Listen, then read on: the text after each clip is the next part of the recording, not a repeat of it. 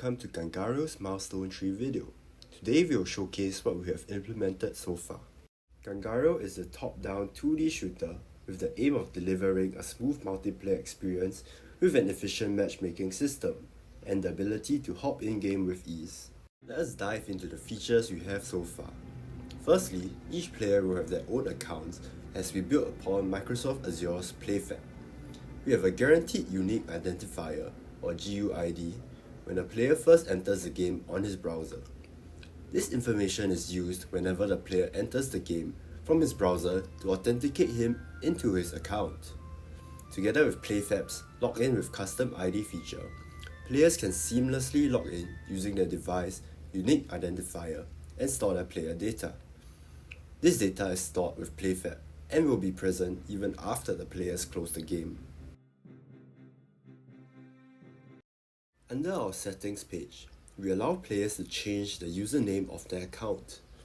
Our name changing system checks that players provide a valid username that is 4 to 25 characters long and that it has not been taken by another account.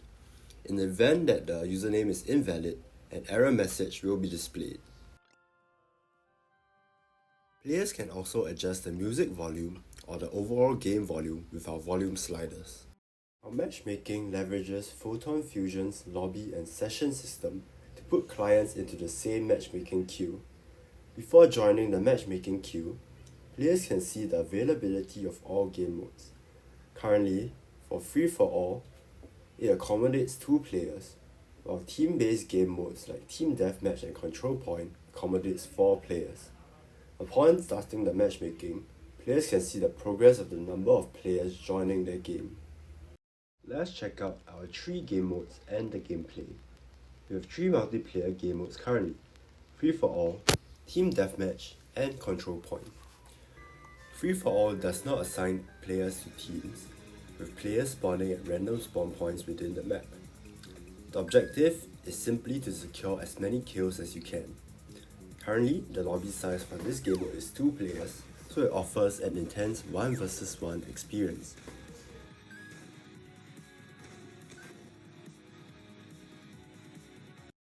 Team Deathmatch is similar to Free for All, except that players are assigned to either the red team or the blue team, and the lobby size is increased to 4 players. The objective of this game mode is to secure the most kills for your team. Lastly, we have the Control Point game mode, another team-based game mode with the objective of capturing the central control point for the longest time. The flow of the game is as follows. There will be a pre-round start timer to allow players to prepare themselves before transitioning to the actual round. Players have an infinite number of lives for all game modes and will respawn after a short period upon dying. There's a pause menu in-game that allows players to adjust their volume or leave the game. Players can press tab to open their scoreboard and keep track of how well they are doing or their team's score. The scoreboard displays the kills of each player and the team scores of team-based game modes. Lastly, upon the round timer ending, team winners and the players with the most kills are announced. Players are then sent back to the main lobby where they can queue into another game. There is also a single-player practice mode. Practice mode offers the player an avenue to get used to game mechanics and hone their skills. This also brings us to our enemy bots. Once the player enters the bot's range, enemy bots are programmed to track the player's movements and shoot at them while trying to maintain a distance away from the player. Players can practice shooting and dodging.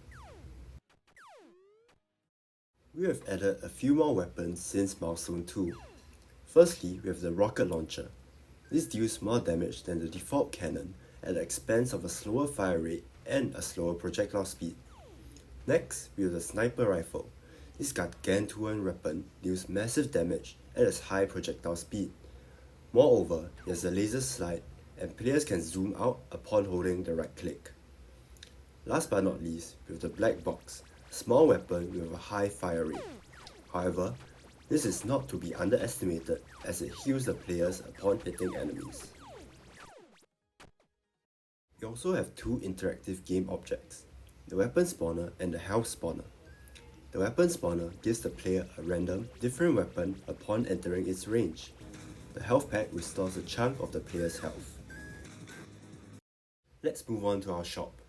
Players can choose between 3 hats to use in-game, which can be seen by all players. There's a detective hat, a cowboy hat, and the Santa hat. That is all we have for now. We hope you enjoy our game. Thank you.